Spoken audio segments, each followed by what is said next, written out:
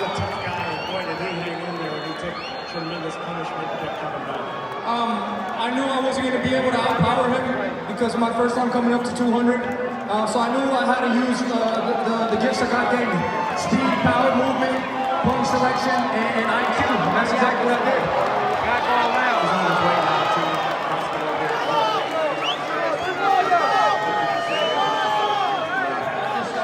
I just want to give you a nice opportunity. Let's see how we're together. God damn, I'm gonna get fucked up, baby. The best fights I've ever seen in my life. Happy Cinco de Mayo. I'm getting loaded. What are your thoughts on the fight?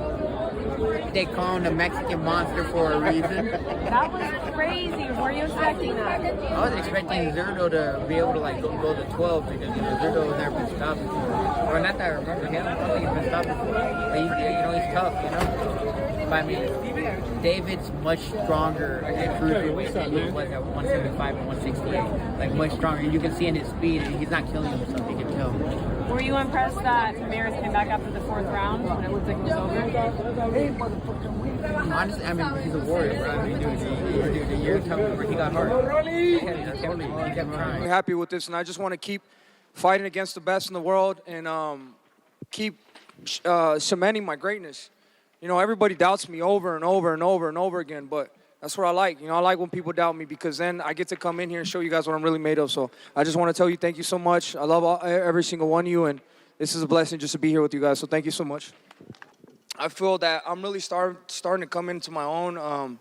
Everything I speak, I do. You know what I mean? I said I was going to beat David Morrell. I said I was going to beat Caleb Plant. I said I was going to beat Yard. I said I was going to beat Zurdo Ramirez. So I'm just getting, a lot of confidence in myself. And back then, I thought it was a dream that I could become a great. And now I know for sure that this is my destiny.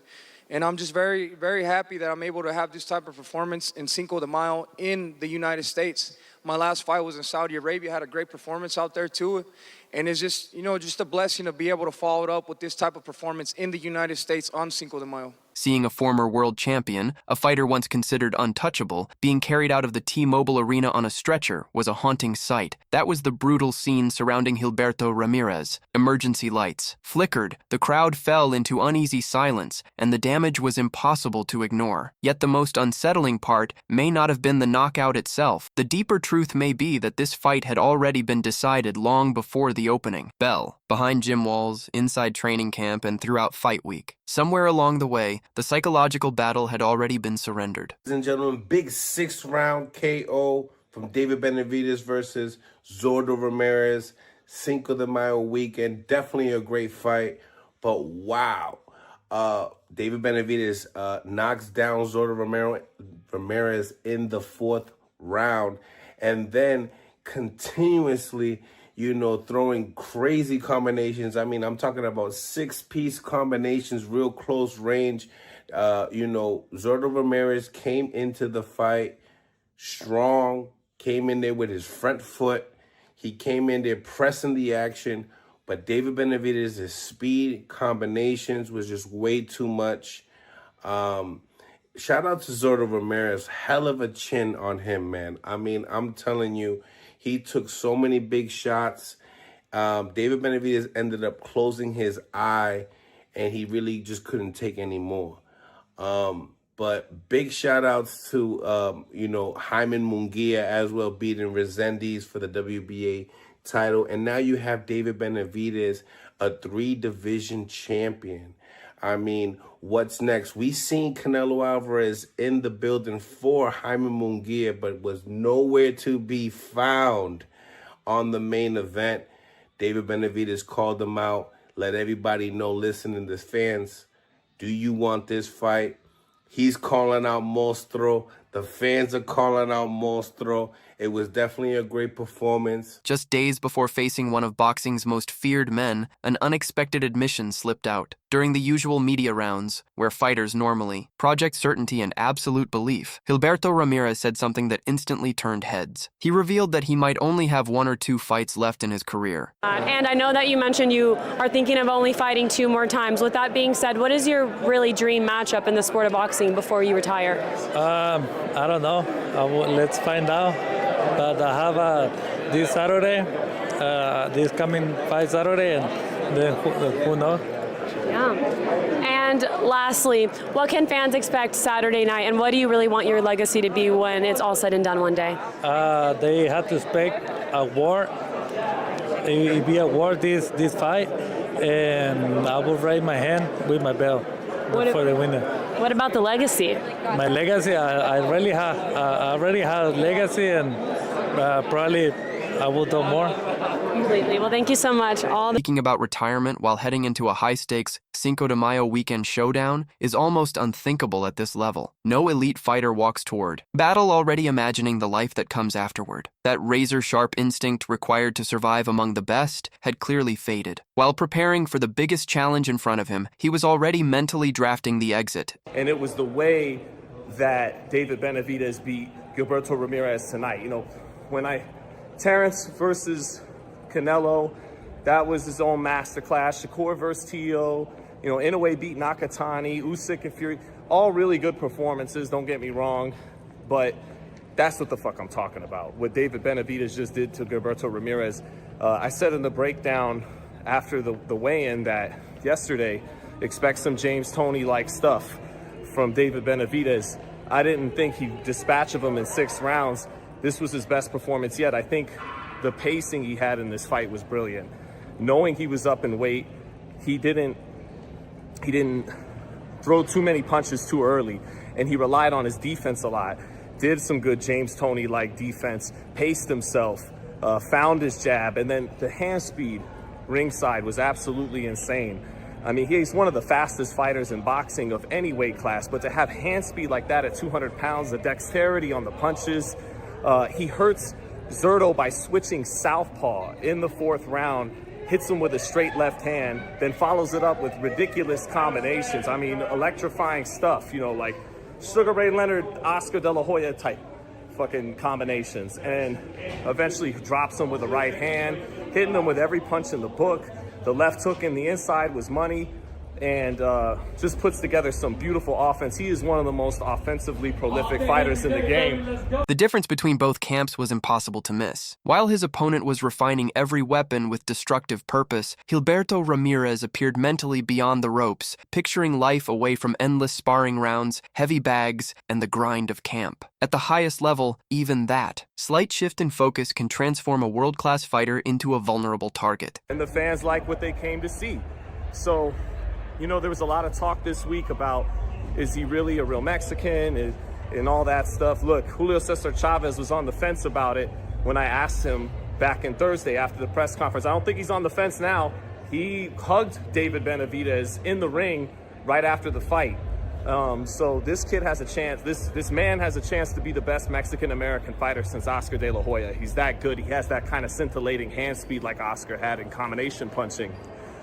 But Zurdo, he tried to give, and I said before the fight, Zurdo was accepting his role as a supporting actor, and that's exactly what he did in this fight. He tried to give David his own medicine in rounds 2 and 3 and had some success doing it.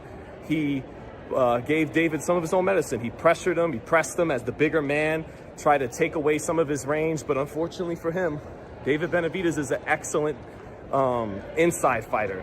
And whenever he wanted to, he would pick his spots with combinations. The short left hook couldn't miss. There was times, even on the inside, he would find the dexterity to hit him with a power jab. So, and people always talk about David squaring his feet up, but he makes it work for him in a way that's very creative and dynamic. And that's why he even went as far as switching southpaw a couple times. So then into the 6th round, Benavidez, after dropping him in the 4th, went back to pacing himself. I think this was the best he ever paced himself in a fight, better than David Morrell or Caleb Plant or any of those fights. And part of it was he had a much more stationary target in front of him. Guys like Vosdick, guys like Morrell, Yard, Plant, even Andrade, who he knocked out in the same amount of rounds. These guys all The action started. Reality arrived fast and without mercy. When the bell sounded, David Benavidez wasn't chasing a simple victory. He was conducting a calculated demolition. The hand speed was explosive. The pressure never eased. and the non-stop output felt overwhelming from the opening exchanges. Over 6 punishing rounds, this stopped resembling a competitive boxing match and became a brutal physical unraveling of a man who looked mentally absent. Every fierce combination from David Benavidez seemed to strip away whatever resistance remained in Gilberto Ramirez. It wasn't only the power that caused damage, it was the relentless positioning, the suffocating angles, the constant traps along the ropes. Hooks and uppercuts came with bad intentions. There was no escape route, no sudden tactical breakthrough from the corner. As the rounds passed, the outcome felt less like a possibility and more like an unavoidable conclusion. When the crushing shot finally landed in round 6, any illusion of survival disappeared. The former cruiserweight champion had not merely been defeated, he had been completely broken. And I'm just very happy with this. I worked my ass off for this camp. I trained 5 months in training camp for this because I knew Zurdo Ramirez was a warrior, and I knew that he was not going to let go of his titles willingly. So, you know, I knew the risks. I knew what I was capable of. I went up there, I told everybody that I wanted to stop Zurdo Ramirez, and that's exactly what I did. And here I am, and I'm just very happy with this, and I just want to keep fighting against the best in the world and keep cementing my greatness.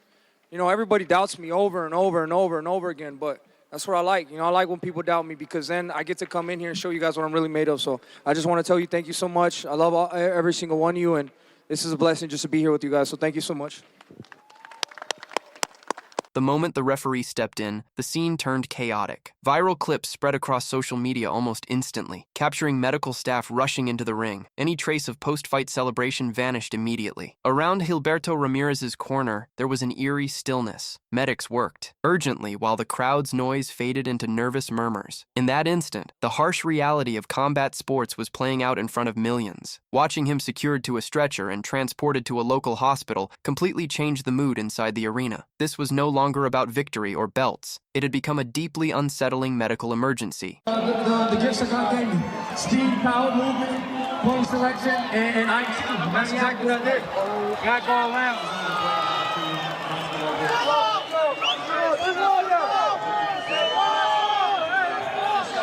I just want to get now. Let's see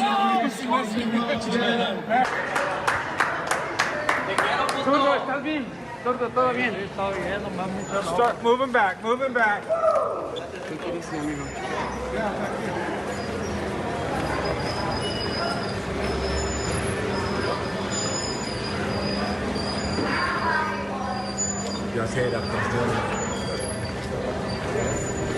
Fans could only watch in silence as the darker truth of the fight game unfolded in front of them. Losing a title is painful enough, but when a fighter's body gives way under the relentless force of a younger, hungrier, more dangerous opponent, it becomes something far more disturbing. Benavidez. David Benavidez is fucking special. David Benavidez is everything you want in a fighter. You talking speed, aggression, defense. And think about his defense, right? He's not moving around the ring. He stands right there in front of you. And he's willing to take a shot. He's gonna block some shot, but he's willing to take a shot. And he's gonna shoot his load every time. Combinations, power, just utter savagery. Oh my God, this guy is so special. Such a beautiful fighter to watch. It's like watching Picasso. The ring is this man's canvas. What he just did to Zurdo Ramirez was special. But if you watch Zurdo throughout his career, you knew what was going to happen. Like, if you really watched the two fighters, you knew what was going to happen. I never rated Zurdo that high. Respectable fighter. But I never thought he was that good. Resume was a little inflated. You look at his resume, he like as far as top guys or names, like who did he really fight? What does he really bring to the table? You watch Benavidez, you know, you see it. You see who he fought, you see what he does to fighters. I say that to say, if you watch these two, you knew what the outcome was. And it proved to be true. David fucking Benavidez. Take a bow, young man. Take a bow.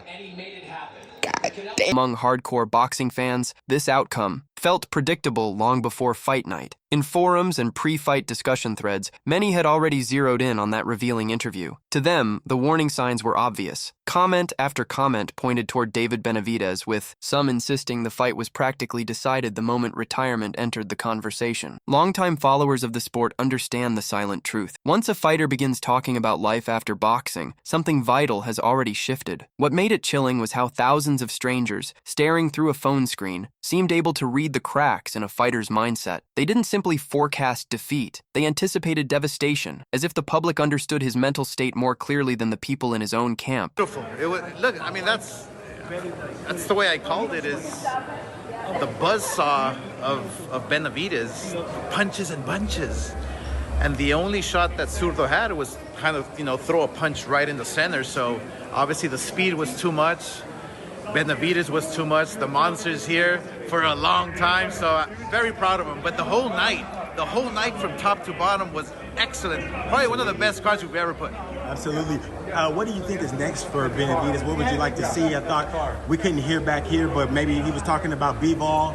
Is that something that looks like is coming up next? He's got many options. He's got many options. So I think right now he is the man at that weight class. So whoever's going to fight him has to wait in line, because there's several fighters like b-ball, like all the top guys. So including just all the world champions. But Benavidez right now is the man. While one career collided violently with reality, another climbed to an entirely new level. David Benavidez left the wreckage carrying the cruiserweight titles and firmly established himself as one of the sport's most intimidating figures. Becoming a 3-division world champion on a Cinco de Mayo weekend only added to the moment's magnitude. He didn't simply win, he consumed what remained of a fading champion's legacy. Capturing those belts on such a historic stage strengthened his growing reign and sent a brutal message to every future opponent. Stepping across the ring from him requires total commitment. On that night, the gap between the two men looked enormous. Matching a ruthless rising force with a veteran already thinking about the finish line did not feel like competition. It felt like sacrifice.